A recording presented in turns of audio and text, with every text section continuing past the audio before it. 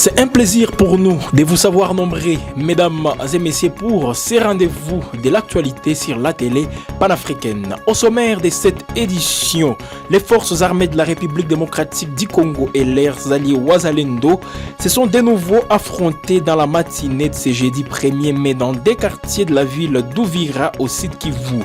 Selon les sources locales, les affrontements ont débuté aux environs de 5 heures du matin à Kasenga, avant de s'étendre dans les collines surplombant la ville.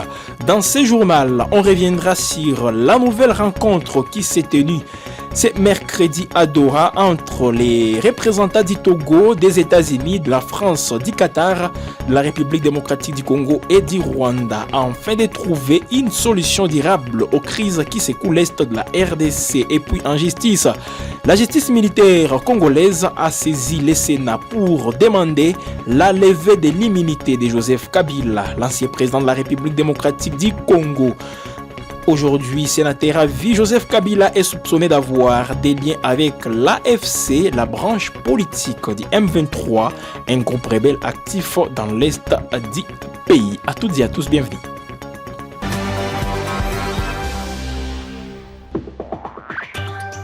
Commençons ce journal par cette information, mesdames et messieurs. Les forces armées de la République démocratique du Congo et leurs alliés Wazalendo se sont de nouveau affrontés dans la matinée de ce jeudi 1er mai dans des quartiers de la ville d'Ouvira au sud Kivu. Selon les sources locales, les affrontements ont débuté aux environs des 5 heures du matin à Kasenga avant de s'étendre dans les collines surplombant la ville. C'est depuis 5 heures qu'ils ont commencé à Kasenga. Et puis c'est dans les collines surplombant Ouvira qu'on attend les tirs, a dit à actualité.cd Kiza Tiniko, président des jeunes d'Ouvira.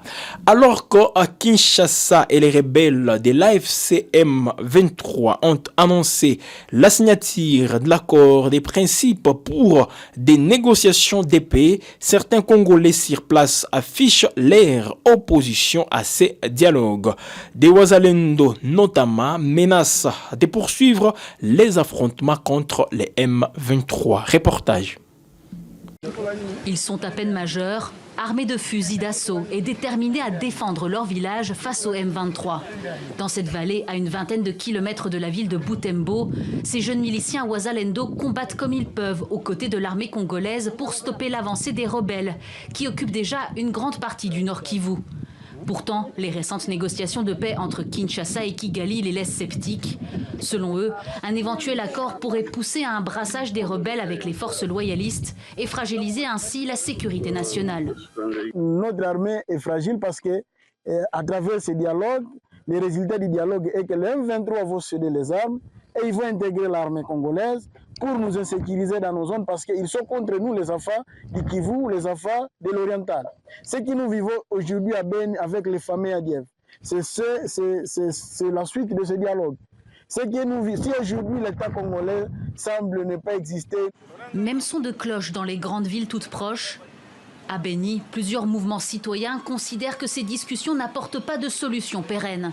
Parmi eux, l'organisation Lucha, qui milite pour que les auteurs de crimes de guerre soient traduits en justice pour décourager la rébellion. Ça sera toujours une bombe à retardement. Ils reviendront encore un autre jour, comme c'est dans leur habitude. La solution à l'insécurité dans l'est de la RDC, c'est de faire d'abord la réforme de l'armée congolaise. Le parti présidentiel espère, lui, que le dialogue permettra de retrouver une paix durable. Dès lors que le Rwanda va totalement retirer ses troupes de la République du Congo, je vous assure, monsieur le journaliste, que tout ce qui se passe là, l'ennemi n'aura plus de force pour continuer avec cette guerre. Nous sommes confiants dans ce processus-là parce que, avec cette grande diplomatie, avec cet appui maintenant de la République du Congo, avec cet isolement du Rwanda, nous sommes convaincus que la justice sera faite. Malgré les négociations facilitées par le Qatar et les États-Unis, les affrontements continuent dans plusieurs provinces du Nord Kivu et du Sud Kivu. Parlons diplomatie dans ce journal télévisé. Les représentants de l'Union européenne dans la région des Grands Lacs, Johan Borgstam, est arrivé à Kinshasa pour une visite de 48 heures. Cette visite s'inscrit dans le cadre d'une mission plus large qui les conduira également au Rwanda. Pour plus de précisions, nous vous proposons ces reportages. L'ambassadeur Johan Borgestam, représentant spécial de l'Union européenne pour la région de Grand Lac, est arrivé à Kinshasa mardi 29 avril pour une visite de 48 heures. Cette visite, qui s'inscrit dans le cadre d'une mission plus large l'amenant également au Rwanda, vise à renforcer les soutiens de l'Union européenne aux initiatives de paix dans la région. Lors de sa rencontre avec les autorités congolaises, l'ambassadeur Borgestam a réitéré l'engagement de l'Union européenne à soutenir les efforts de médiation en cours pour parvenir à une paix juste et équitable dans l'Est de la République démocratique du Congo et dans l'ensemble de la sous-région.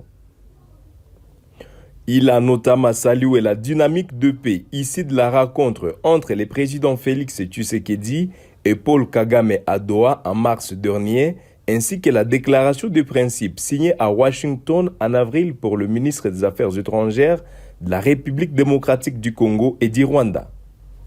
Il est crucial de préserver les acquis de processus de Luanda et de Nairobi et d'assurer que les efforts internationaux soutiennent le processus régional EAC SADC, a déclaré l'ambassadeur Borgestam. Nous appelons toutes les parties prenantes à s'engager de manière substantielle et à mettre en œuvre rapidement les actions identifiées dans les différents cadres de dialogue. L'ambassadeur Borgestam a également rencontré la première ministre Judith Suminwa Tuluka ainsi que des responsables congolais chargés de la sécurité, des affaires étrangères et du suivi de la feuille des routes de Luanda. Il a également abordé la situation humanitaire, rencontra des responsables du CICR et de Médecins sans frontières. L'Union européenne avait récemment organisé un pont aérien pour acheminer une aide humanitaire de 2 millions d'euros à Goma afin de soutenir les populations affectées par les conflits.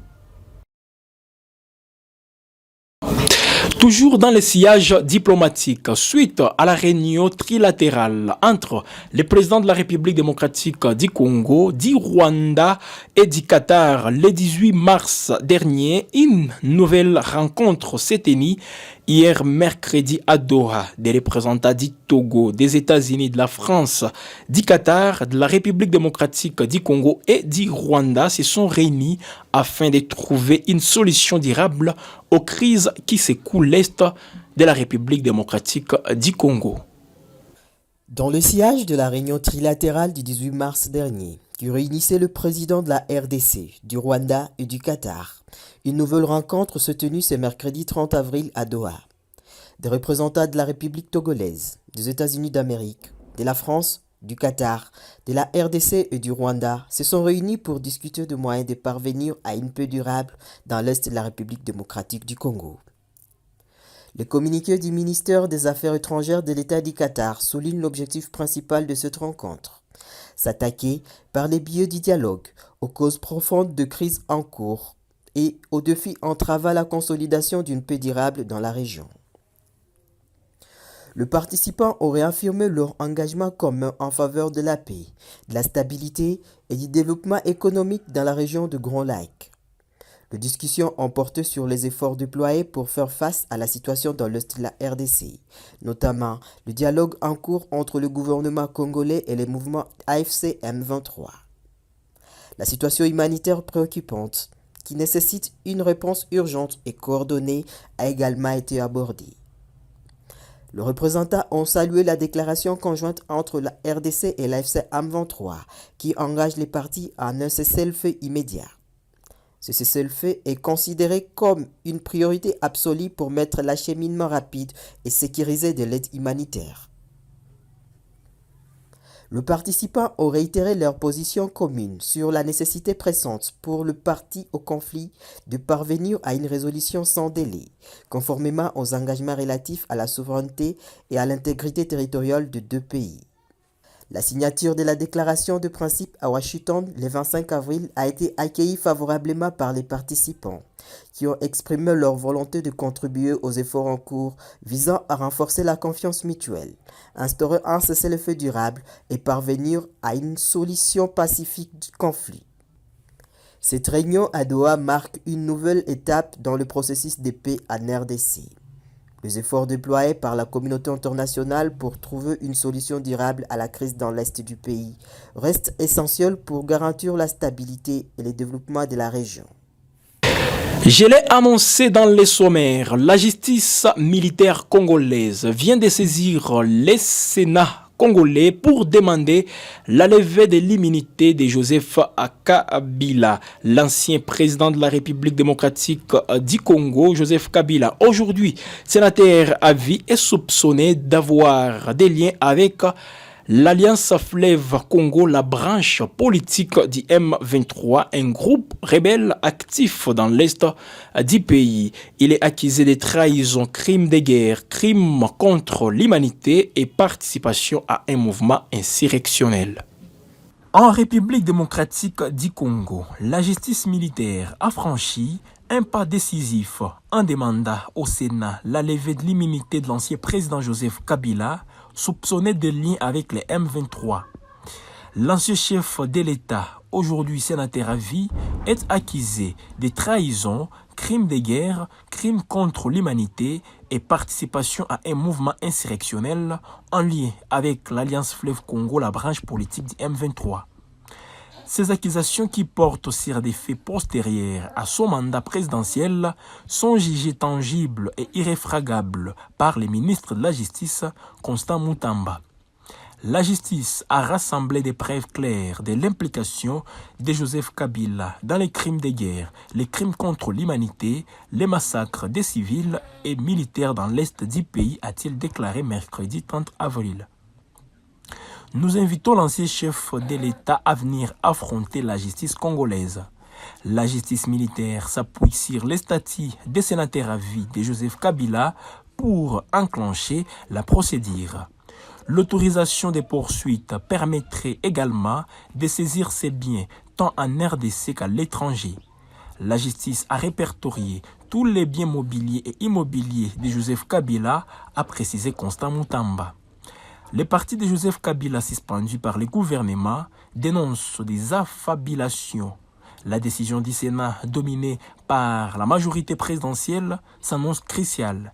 Elle interviendra dans un contexte de médiation internationale autour du M23 et d'appel à l'apaisement politique. Si de cette affaire promet d'être décisive pour l'avenir politique de la RDC.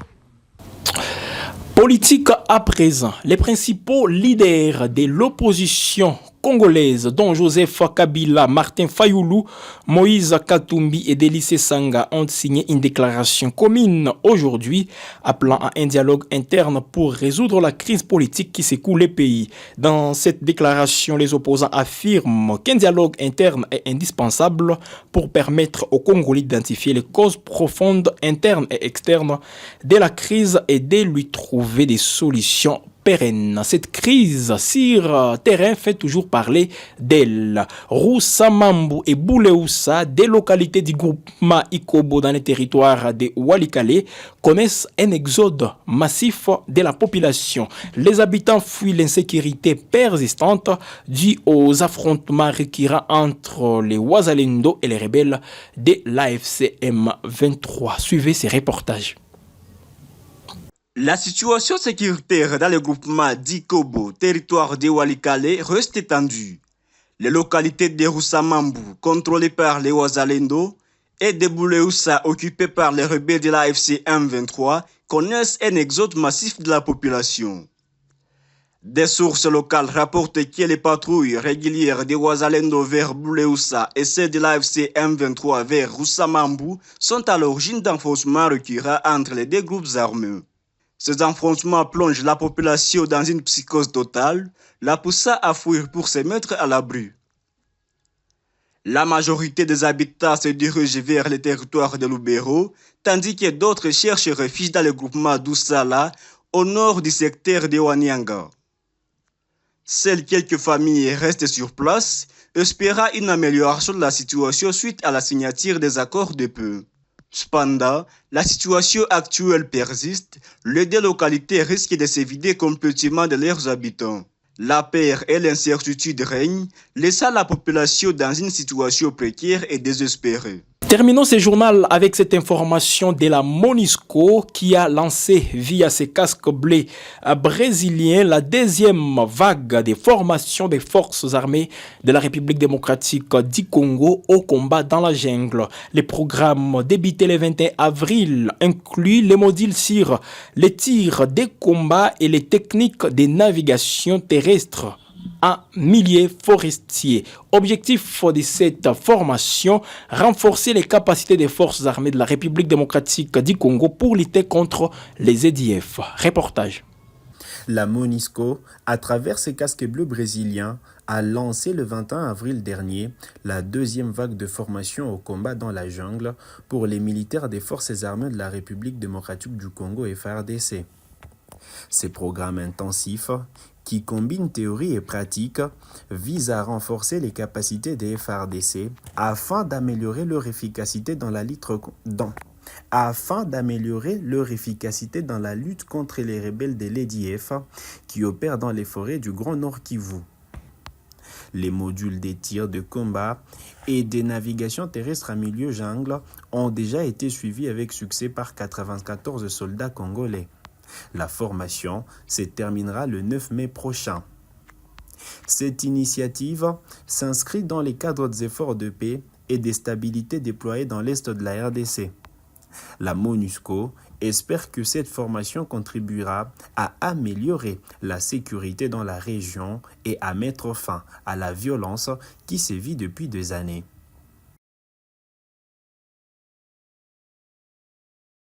Et voilà, mesdames et messieurs, c'est avec cette information que nous terminons cette édition du journal. Nous vous disons merci de l'avoir suivi. Abonnez-vous sur la chaîne YouTube Gale Afrique Télévision tout en activant la cloche de notification pour recevoir toutes nos productions. Bonne soirée chez vous.